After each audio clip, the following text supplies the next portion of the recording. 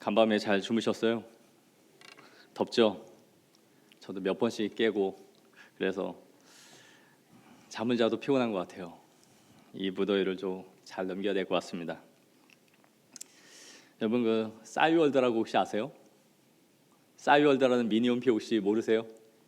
예전에 하신 분 계신가요?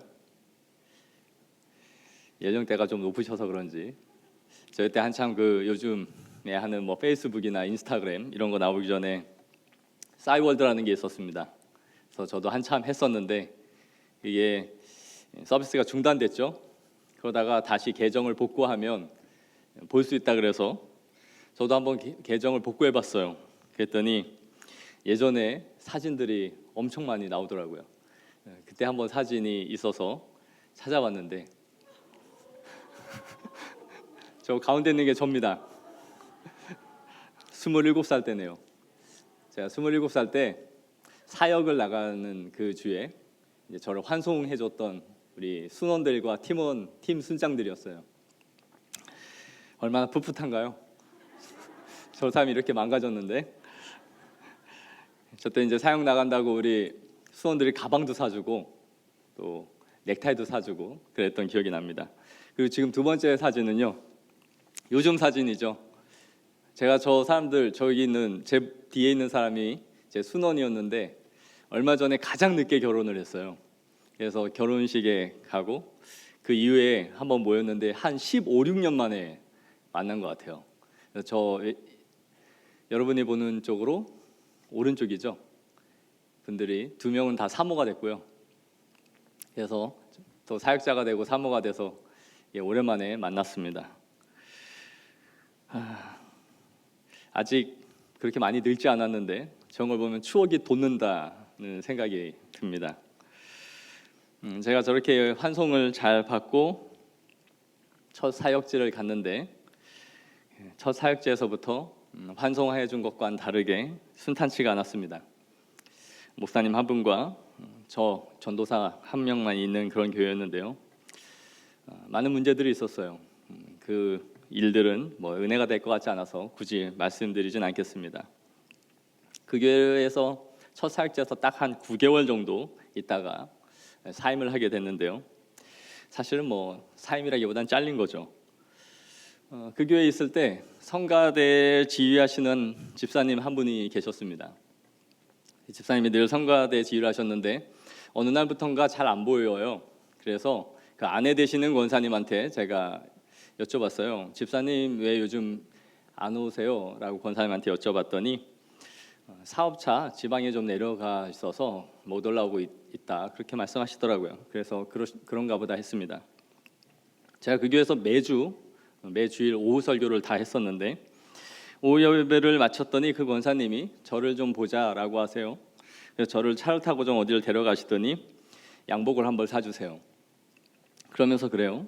전사님, 저 다음 주부터 다른 교회로 가요. 우리 남편 사실 그동안 집에 계속 있었는데 도저히 우리 교회에 다닐 수 없을 것 같다고 해서 계속 집에 있었어요 라고 말씀하시는 거예요.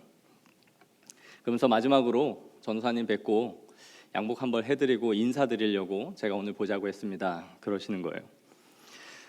그러면서 마지막으로 하나만 제가 묻고 싶은 게 있어요 라고 그래요. 그러면서 뭐예요? 라고 했더니 지금 우리 교회가 이단이 맞아요? 라고 묻는 거예요. 제가 참 곰곰이 생각하다가 이단은 아니지만 건강한 교회는 아닌 것 같아요 라고 말씀을 드렸어요. 그랬더니 또 하나만 더 묻겠대요. 자기가 교회를 다닐 때 그 당시에 담임 목사님이 현재 그 교회죠. 어느 성도라도 교회를 옮기면 저주를 받는다라고 했는데 목사님 내가 이렇게 교회를 옮기면 정말 저주를 받나요? 라는 전도사님이죠. 전도사님 저주를 받나요? 라고 물으세요. 제가 이분이 부교역자로서 잡아줘야 되는데 이미 마음의 모든 결정이 끝이 났구나 라는 생각이 들었고 내 신앙의 양심으로 이분을 잡을 수 없을 것 같다라는 생각이 들었습니다. 그래서 제가 그랬어요. 권사님 편히 가세요. 어느 교회를 가시든지 건강한 교회에 가셔서 앞으로 하나님 사랑하시면서 평안하게 신앙생활 잘 하시면 좋겠습니다. 그렇게 말씀을 드렸던 기억이 나요. 참 아픈 이야기입니다.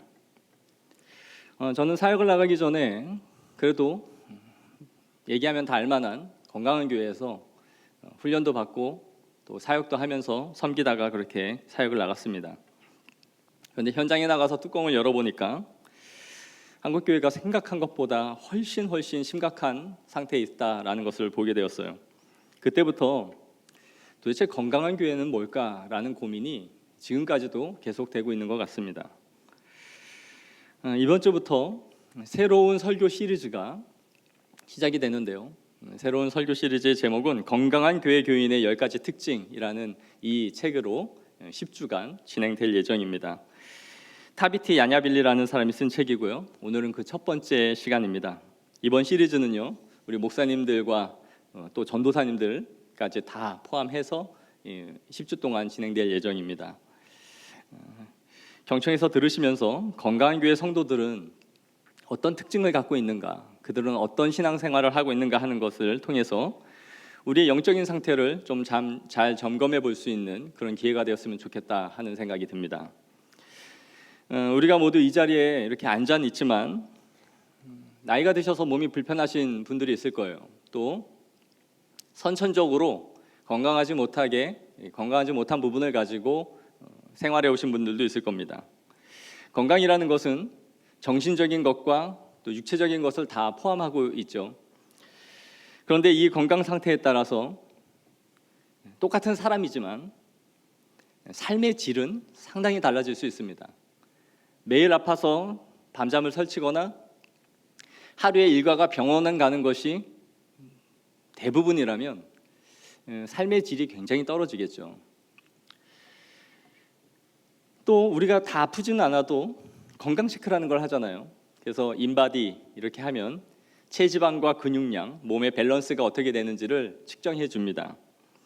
마찬가지로 교회도 건강도를 측정해 볼 수 있어요.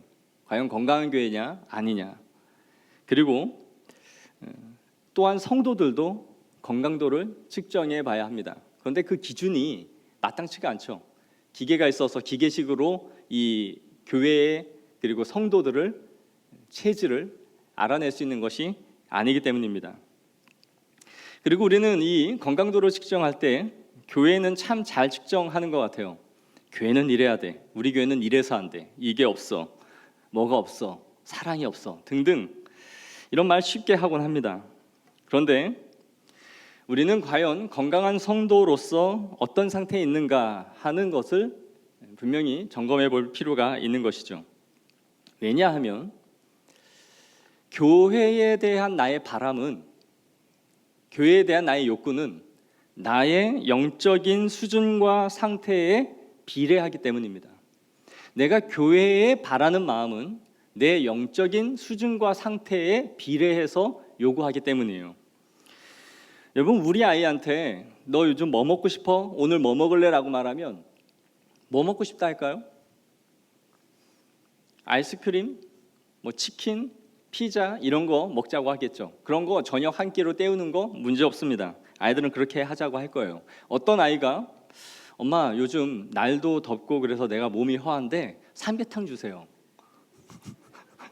나 엄마 좀 보신이 좀 필요할 것 같아요. 체력이 자꾸 떨어지는 것 같아요. 그렇게 말하는 애가 있을까요? 그 국물 시원하게 우린 거 있잖아요, 엄마. 그거 먹고 싶어요. 아니죠. 그걸 이미 시원하다고 느낄 정도면 나이가 든 거예요. 즉 아이가 바라는 수준, 아이가 나의 몸에 필요하다고 느끼는 욕구는 그 아이의 상태와 수준에 비례해서 원하는 것을 요구한다라는 것이죠. 마찬가지로 우리가 교회에 요구하는 것도 역시 내 신앙의 수준 이상을 요구할 수 없는 것입니다. 그렇다면 건강한 교회의 성도들은 무엇을 가장 원할까요? 교회에 뭘 가장 원해요? 물론 뭐 깨끗한 화장실, 평안한 카페, 시설 다 요구할 수 있죠. 그러나 무엇보다도 성도들은 은혜, 말씀을 원할 거예요. 말씀이 살아있는가? 어떤 말씀을 전해주는가 하는 것에 초미의 관심을 갖고 있어야 한다라는 것이죠. 그래서 건강한 교회 성도들의 특징으로 오늘 설교 제목을 말씀을 듣는 귀라는 제목으로 정했는데요. 이것이 첫 번째 특징입니다. 좀 어려울 것 같아서 제가 세 개에 있는 제목과 바꾸기는 했지만 이 저자는 이 첫 번째의 특징으로 뭐라고 말했느냐면 건강한 교회 교인은 강해식으로 설교를 듣는 자라고 되어 있어요. 제가 어려울 것 같아서 이것을 말씀을 듣는 귀라고 제목을 바꿔봤습니다. 그럼 강해식으로 설교를 듣는다는 게 뭘까요? 좀 생소하죠? 강해식으로 듣는 설교는 뭘까? 그래서 강해식으로 설교를 듣는 것을 설명하기 이전에 강해식으로 하는 설교가 뭐가 아닌지를 먼저 말씀드리면 좀 쉬울 것 같아요. 나중에 강해식으로 설교를 듣는 게 뭔지를 말씀드리기 전에 강해식으로 하지 않는 설교가 어떤 건가? 첫째, 말씀을 듣는 귀가 없는 성도들, 즉 강해식으로 설교를 듣지 못하는 설교들은 설교를 들을 때 설교자의 개그를 좋아합니다. 설교자가 유머와 위트가 있다는 것과 개그를 주로 이룬다는 얘기는 완전히 다른 이야기예요. 만약에 우리가 설교를 들으면서 목사님이 자주 웃겨주면 좋겠다, 좀 재밌으면 좋겠다, 우리 목사님은 말씀만 너무 전해서 좀 지겨워, 따분해, 지루해, 이런 생각이 든다면 여러분들은 건강한 성도는 아니다라는 증거입니다. 좀 말씀 외에 자꾸 설교를 재밌고 웃기게 만들어주면 좋겠다라는 욕구가 여러분에게 크다면 여러분들은 아직 내가 건강하게 성장하지 못하고 있다라는 증거예요. 제가 있던 한 교회에서 부흥회를 했습니다. 강사님 한 분이 오셔서 본인이 노래를 기가 막히게 잘 부른대요. 그러면서 임주리 씨가 부른 립스틱 짙게 바르고 라는 이 노래를 설교 시간에 부르기 시작했습니다. 그러면서 손가락으로 여성분들은 립스틱을 이렇게 발라야 돼요 하면서, 지금도 웃네요, 하면서 이걸 계속 했는데 이런 신용을 하니까 앞에 있던 권사님과 집사님들이 박장대소를 하고 뒤로 다 넘어갔어요. 깔깔거리고 웃고 배꼽 잡고 웃음바다가 됐어요. 죄송하지만 이게 한국 교회의 설교의 수준입니다. 그리고 성도의 수준이에요.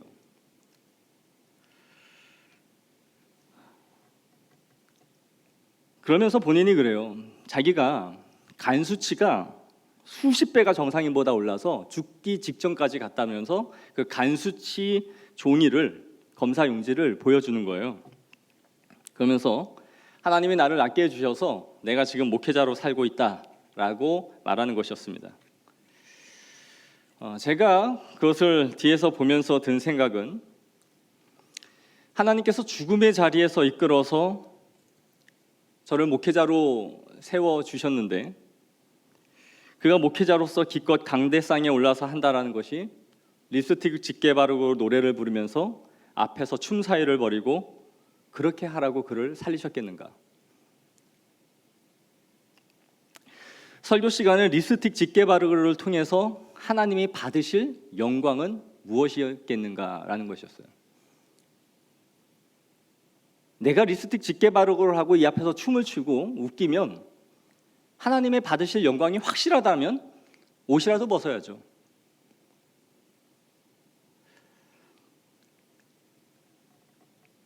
그런 설교를 하고 있는 목사나 듣고 좋아하는 성도나 사실은 똑같았습니다. 뒤에서 정말 부하가 치밀어요. 이런 설교를 듣고 있으면. 설교는 회중에게만 하는 것이 아닙니다. 그 설교를 1차적으로 받으시는 하나님이 그 설교를 통해 영광을 받으셔야 돼요. 그 설교를 하나님의 말씀으로 확증해 주시는 하나님이 계셔야 권위를 갖는 거예요. 그러니까 설교자는 설교를 통해 하나님께 영광을 올려드릴 제일 첫 번째 의무가 있는 것이죠. 그런데 그 앞에서 개그를 한다고요? 문제는 성도들이 그걸 좋아하니까 하는 거예요. 아마 모든 회중이 싸늘하게 그 설교자를 쳐다봤다면 어떨까요? 자기는 웃기라고 노래를 부르고 춤을 췄는데 다 소 닭 보듯 쳐다보고 있는 거예요. 목사님, 우리는 말씀 들으러 왔지 목사님 개그 보러 온 거 아닙니다. 개그는 집에 가서 TV 틀면 예능 보면 돼요. 왜 우리한테 여기서 개그를 하십니까? 말씀을 들려주세요. 나는 내 영혼이 살고 죽는 문제가 지금 이 시간에 달려있는데 지금 뭐 하시는 거예요? 라는 눈빛으로 쳐다봤다면 어떤 목회자가 거기서 깡좋게 그 짓을 했겠어요? 그걸 받고 좋아하는 사람이 있으니까 좋으라고 한다는 거예요. 그분이 그것만 하고 본문을 잘 설교했다면 제가 이러지 않겠죠. 더 은혜 안 되는 것들이 수두룩하게 많았습니다. 설교자가 유머를 하는 것은 그 설교를 맛깔나게 하고 이해를 돕고 본문의 의미를 살리기 위해서 하는 것이지, 유머를 위한 유머를 하는 것은 창기와 같은 행동이에요. 그걸 목적으로 하지 않는다라는 것이죠. 절대로 여러분들이 이런 설교를 추구하시면 안 됩니다. 아멘 안 하세요? 두 번째, 말씀을 듣지 못하는 설교의 두 번째 특징, 강의 설교가 아닌 것은 본문보다 예화나 꿈, 환상, 계시 이런 말들을 늘어놓고 그것을 좋아하는 것입니다. 목회자로서 자괴감을 느낄 때가 뭔지 아세요? 설교는 본문은 기억 못하고 내용은 기억 못하고 설교자가 한 예화만 기억하는, 분명히 그걸 말할 때는 본문을 명확하게 하고 이해시키기 위해서 했는데 그 주변 것들에게만 관심을 갖고 뭐를 말하기 위해서 그 예화를 썼는지는 다 잊어버리는 상황이 벌어질 때 뭔가 자괴감을 느껴요. 설교를 잘못했나? 설교자가 오늘 본문에 말씀하시기를 몇 장 몇 절 이렇게 말하는 것보다는 혹시 제가 어젯밤에 꿈을 꿨는데요 라거나 제가 기도를 하는 중에 무언가를 봤는데요 라는 말에 귀가 쫑긋하진 않습니까? 그런데 관심을 갖고 있는 성도들은 말씀을 듣는 귀가 없다라는 증거입니다. 그리고 이런 사람들은 대부분 예화나 사담에 관심을 모아요. 그래서 본문에 들어가기 위해서 이런 것들을 도입에 쓰면 귀를 쫑긋했다가 오늘 본문 몇 장 몇 절 하면 이제 잡니다. 아, 이제 시작했구나. 물론 여기 있는 분들이 그렇다는 뜻은 1도 아닙니다. 그런데 이제까지 그런 분들을 많이 봤어요. 그건 정말 건강하지 못한 성도들이 아직도 많이 있다라는 것이죠. 오늘 본문을 보시면 때가 이르리니 사람이 바른 교훈을 받지 아니할 것이다 라고 말해요.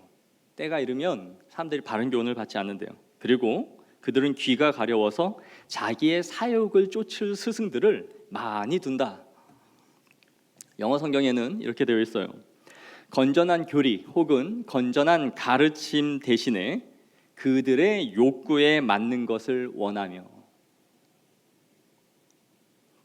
그들은 하나님의 말씀을 듣는 사람들이 아니라 자신이 원하는 말, 내 욕구를 충족시키는 말, 내 귀에 가려운 부분을 살살 긁어주는 그런 말들을 원한다라는 것이죠. 그리고 자신의 그 사욕을 잘 충족시켜주는 스승, 목회자들을 많이 둔다. 그들을 따르기 시작한다라는 거예요. 내가 듣고 싶고 나를 즐겁게 해줄 만한 목회자들을 때가 이르면 많이 따르게 될 것이다. 4절에 또 그 귀를 진리에서 돌이켜 허탄한 이야기를 쫓으리라. 말씀을 풀어 가르침을 주는 그런 것을 듣는 것을 좋아하는 것이 아니라 허탄한 얘기들, 들어도 그만, 듣지 않아도 그만인 이야기들을 오히려 좋다고 그런 교훈과 가르침을 쫓는 사람들이 많아질 것이다 라고 말하는 것이죠. 오늘날 이 시대가 정말 그렇다고 생각하지 않습니까? 미디어의 발달로 수없이 많은 설교를 듣지만 골라 듣지 않으면, 제대로 듣지 않으면 말씀이 아닌 시대가 되었습니다.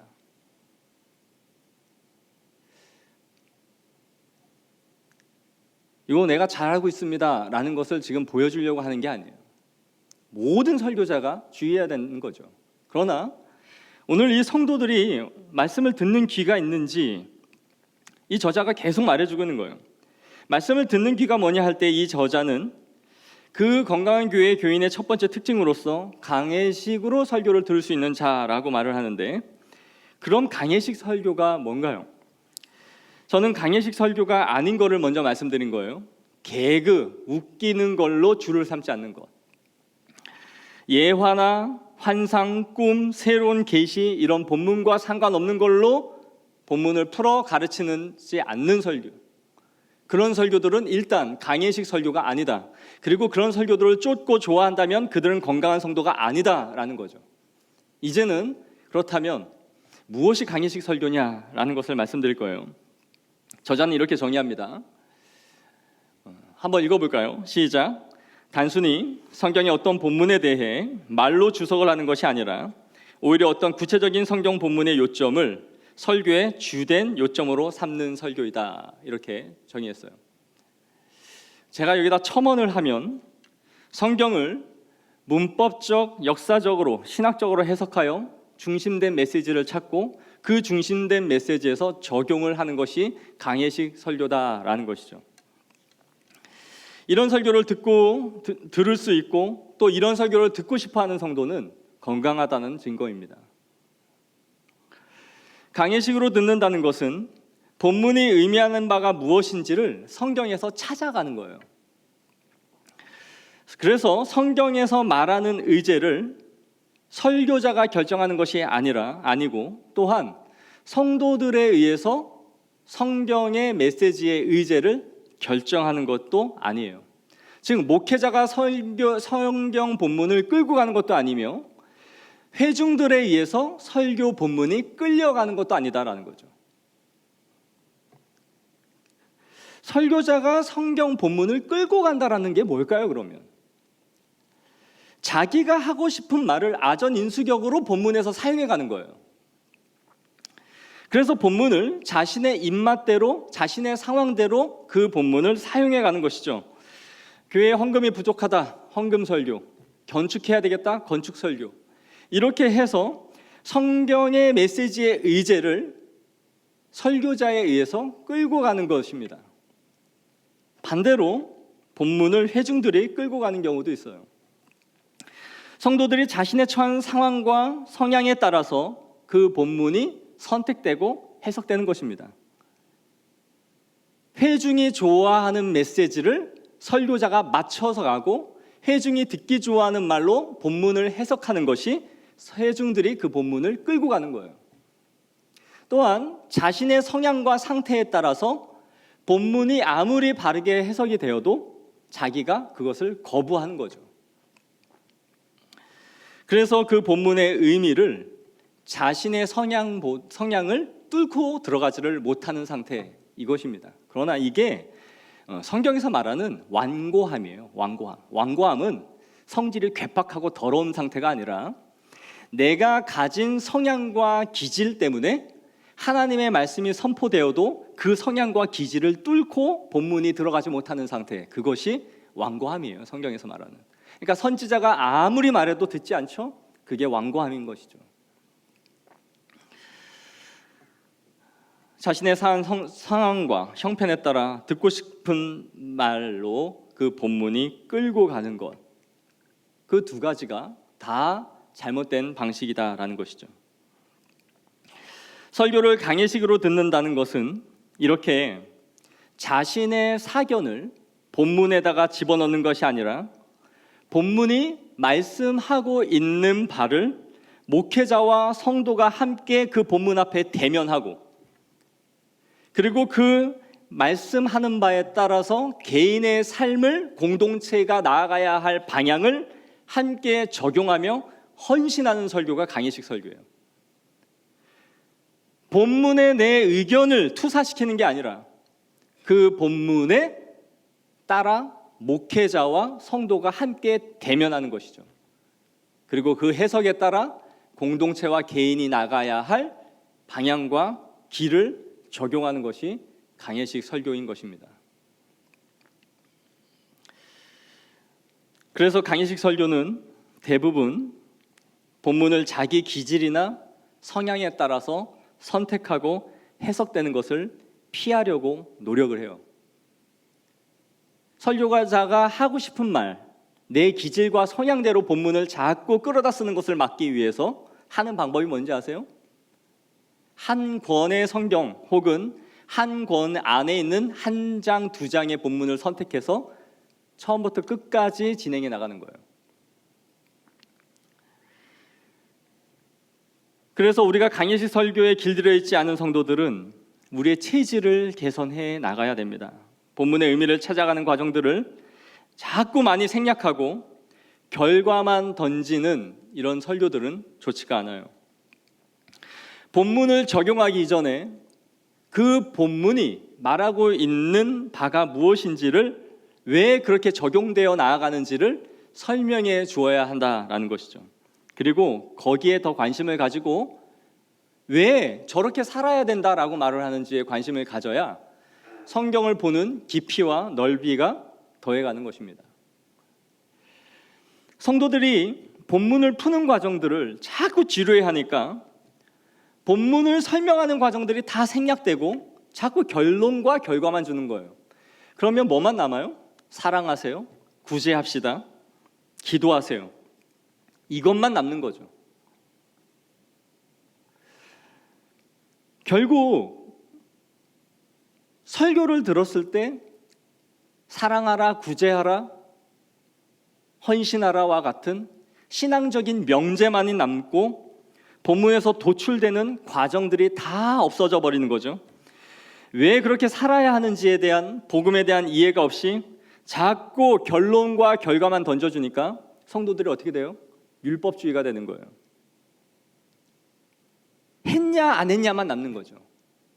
그래서 신앙을 자꾸 무엇을 하면 죄냐 아니냐, 이것을 했냐 안 했냐, 이렇게 양분화, 도식화 시켜서 신앙을 아주 단순화 시켜버리는 거예요.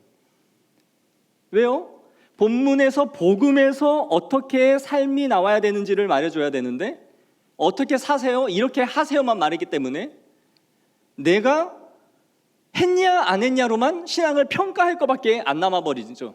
그러니까 안 했으면은 그 율법주의 속에서 복음의 풍성함을 잃고 자꾸 낙심하는 성도들만 많아지죠. 그러니까 신앙의 명제만 가지고 본문을 푸는 과정들이 다 없어져 버리면 이러한 일들이 벌어지는 거예요.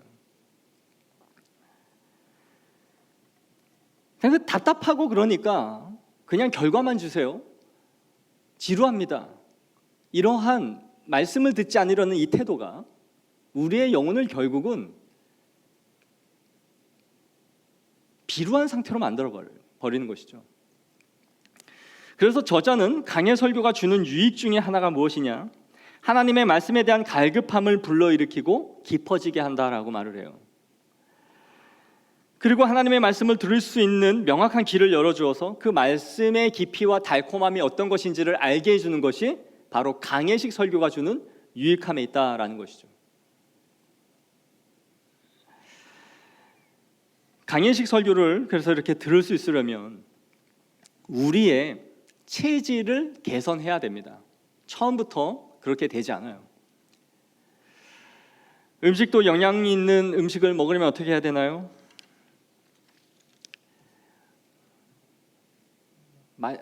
좋은 음식을 먹어서 음식의 이 맛을, 좋은 음식의 맛을 들여야 되죠. 그런데 세상에 맛있는 음식은 다 MSG가 들어가야 맛있죠. 맵고 짜고 자극적인 해로운 음식이 훨씬 맛이 있는 것처럼 우리를 즐겁게 하는 설교가 사실은 우리의 영혼에 유익을 주지 않았던 설교라는 것을 알아야 됩니다. 대부분 몸에 좋은 것은 그 맛을 알 때까지는, 체질을 개선할 때까지는 수개월의 정도가 걸린다는 것을 우리는 알고 있어요. 입맛을 바꿔야 됩니다. 마찬가지로 우리가 이 영적인 미각, 입맛을 바꾸지 않으면 강해식 설교가 지루해서 들을 수 없다라고 말할 거예요. 근데 그게 싫어서 자꾸 먹던 것만 먹으면 계속 입맛이 바뀌지 않고 원자리로 되돌아가고 마는 것이죠. 그래서 몸에 체지방이 쌓이고 결국은 성인병이 오듯이 좋지 않은 설교를 들으면 들을수록 영혼에는 노폐물이 끼고 영혼의 체지방이 자꾸 쌓여서 여러분이 영적으로 성장하지 못하는 결과를 만들어내는 것입니다. 그럼 우리는 어떻게 강해식 설교를 잘 들을 수 있을까요? 이미 우리는 강해식 설교를 잘 듣고 있습니다. 저자가 몇 가지 지침을 주고 있는데 그것을 우리가 한 4가지로 살펴보려고 해요. 첫째, 저자는 개인 경건 시간에 설교 본문을 묵상하라라고 말을 합니다. 우리 교회 같은 경우는 주일 설교를 여호수아서를 가지고 차례대로 지금 진행해 나가고 있죠. 주보에 보면은 그 본문이 나옵니다. 그 본문을 먼저 읽고 성경 본문의 개요를 작성하고 기도하면서 적용하라라고 말을 해요. 다시 말해서 우리가 이 자리에 와서 성경 몇 장 몇 절을 펴세요 하는 것이 여러분이 본문을 대하는 첫 번째 자리가 되어서는 안 된다라는 거예요. 이미 본문이 오픈이 되면 그 본문을 숙지하고 오신 분 계신가요? 읽고 오신 분 계세요? 여호수아서가 어떻게 진행되고 있는지 본문이 안 나와도 순서는 다 알고 있습니다. 한 장 정도 더 읽으면 되죠. 그렇게 본문을 쭉 읽어서 그 본문에서 말씀하고 있는 바가 무엇인지를 개요로 한번 적어보라는 거예요.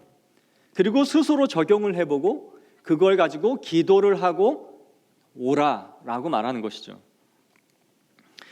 그래서 귀납적으로 성경을 읽고 그 의미가 무엇인지를 미리 생각하고 설교를 듣는 것, 그것이 훈련되어져야 한다라고 말하는 거예요. 항상 본문이 우리는 낯설죠. 여기서 읽는 게 처음 읽은 본문이기 때문에 그 본문이 낯설 수밖에 없어요. 그러니 설교자가 말을 해도 그것이 본문에서 어떻게 나왔는지 늘 생소할 수밖에 없는 거예요. 저자는 좋은 주석서를 참고해서 자신이 묵상하고 본문을 정리한 것과 설교자의 메시지를 듣고 더 풍성하게 만들라고 말했는데, 저는 여러분들이 주석서까지 사서 읽으라고 바라지 않습니다. 적어도 본문을 10번 이상은 읽고 스스로 정리를 한번 해보자. 본문에서 말하고 있는 바가 무엇인지, 또 본인이 적용까지 한번 하고 주일날 설교를 들어야 된다. 뭐 다른 설교도 다 마찬가지죠. 본문이 이미 주보에 나왔으니까요. 두 번째는 예배가 끝난 뒤에 집으로 후딱 가거나 다른 것에 대해 사람들과 이야기하지 말고 오늘 들은 이야기를 사람들과 영적인 대화를 나누라고 말해요. 어떤 말씀에 자신이 도전을 받았는지, 또 새롭게 이 말씀을 통해 깨달은 게 무엇인지를 만들 수 있는 그 소그룹을 가지라는 것이죠. 목장이 되어야 되겠죠. 1차적으로 말씀을 나누다 보면 은혜가 배가가 되는 것을 느끼지 않나요? 안 해봐서 몰라요? 말씀을 나누는 건 은혜가 배가가 돼요. 제가 청년부 맡을 때 수련회를 하면요, 7시 반부터 찬양을 시작하고 설교를 마치고 기도회까지 하면 새벽 1시, 2시가 그냥 넘어간 적이 허다해요. 그럼 아무리 늦어도 꼭 그룹을 만들어서 하게 하는 게 수련회 때 들은 말씀을 은혜를 나누게 하는 거예요. 그럼 막 피곤하니까 빨리 하고 자고 싶을 것 같죠? 아니요. 제가 더 피곤한데 자기들은 은혜를 더 많이 나눠요. 막 새벽 4시 한두 시간씩 울고 자신의 이야기를 하고 오픈하는 시간들이 굉장히 풍성해지는 걸 봐요. 마찬가지로 주일날도 예배를 마치면 잡다한 얘기하지 말고 은혜를 나누는 시간을 가지라는 것이죠.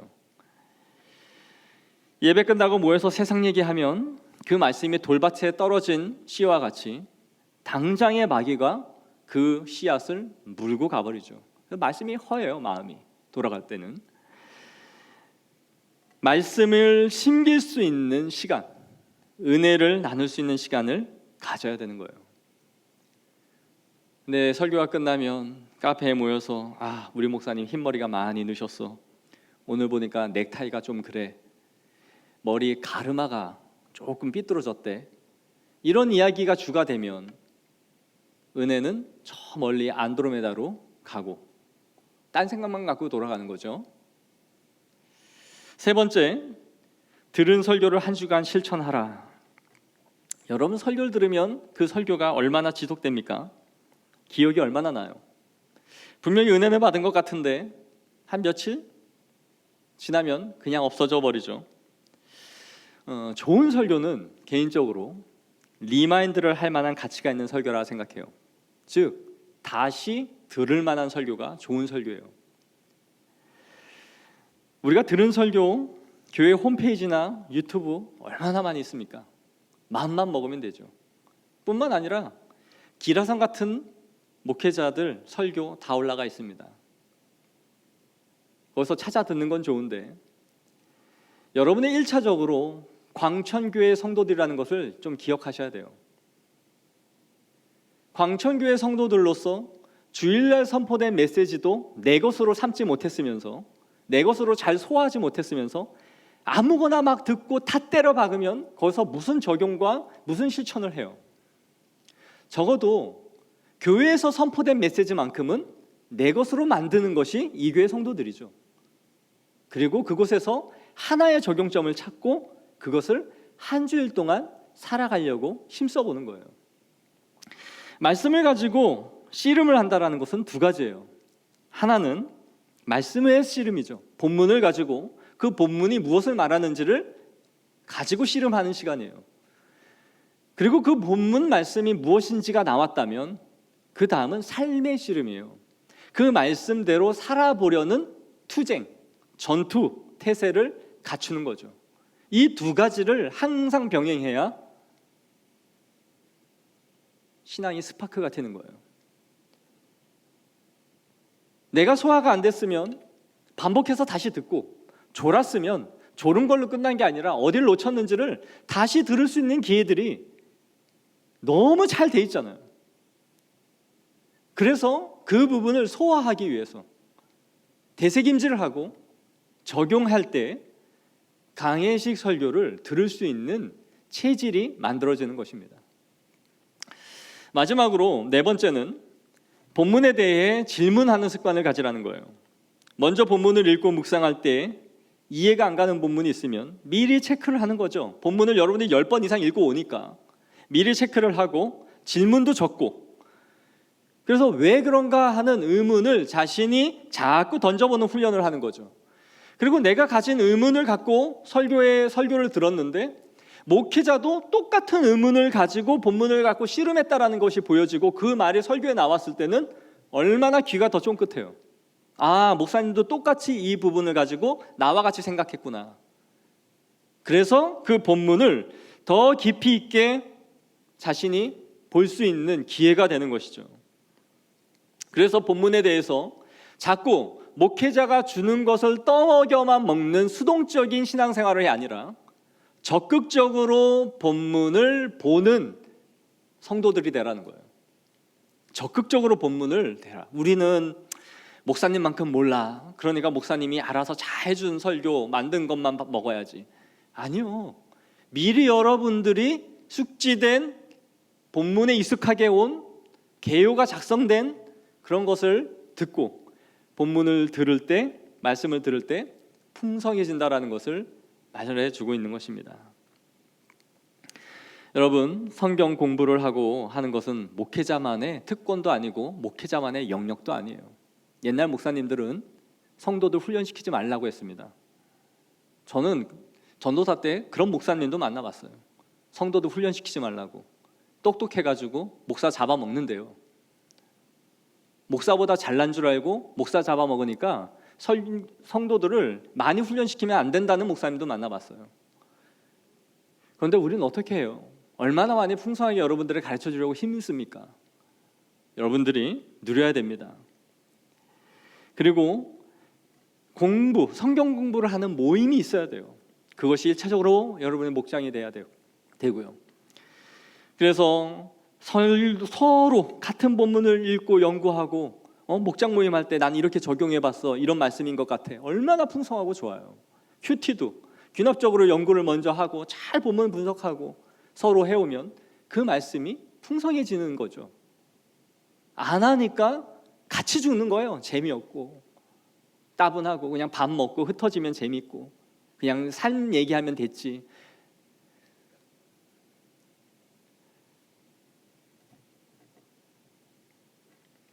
우리가 이렇게 열심히 배우고 적극적으로 본문을 보면서도 저자는 우리한테 이렇게 권면합니다. PPT 한번 보여주세요. 한번 읽겠습니다. 시작. 대부분의 사람보다 목회자가 그 본문을 연구하고 생각하면서 더 많은 시간을 보냈다는 것을 잊지 말라. 또한 목회자가 당신에게 하나님의 말씀을 먹이기 위해 말씀을 연구하며 시간을 보냈다는 것도 잊지 말라. 설교를 들은 뒤에는 목회자에게도 격려가 되고 당신의 영혼에도 복이 될 만한 질문과 말을 하라. 마지막으로 성도에게 필요한 자세를 그래서 강해의 설교를 잘 듣기 위한 마지막은 겸손이다라고 말을 해요. 말씀을 성도들이 연구하고 배우면서도 내가 바르게 성장하고 있는가 하는 것을 알 수 있는 것은 겸손입니다. 그리고 그 강해 설교를 준비하는 목회자들을 격려하라고 말해요. 여러분, 웃기는 설교, 예화거리 찾고 환상, 꿈 이런 얘기하는 설교, 강해 설교를 준비하는 사람들이 수십 배의 시간과 고통을 더 많이 들여요. 그 노고를 알고 감사할 수 있어야 된다라고 권면합니다. 말씀을 맺겠습니다. 우리가 건강한 교회를 바라는 것만큼 나는 얼마나 건강한 성도인가 하는 이 영적인 나의 체질을 체크해 봐야 합니다. 그 중에 하나로서 오늘 첫째 시간에 말씀을 듣는 귀가 있는 성도, 구체적으로는 강해식으로 설교를 듣는 성도들이라고 말해줘요. 말씀을 잘 들을 수 있도록 오늘 이 적용해 준 것처럼 꼭 실천해서 우리의 영적인 체질을 개선하고 거룩한 하나님의 말씀으로 풍성히 성장해 나아갈 수 있는 우리 광천교회 성도 되기를 간절히 축복합니다.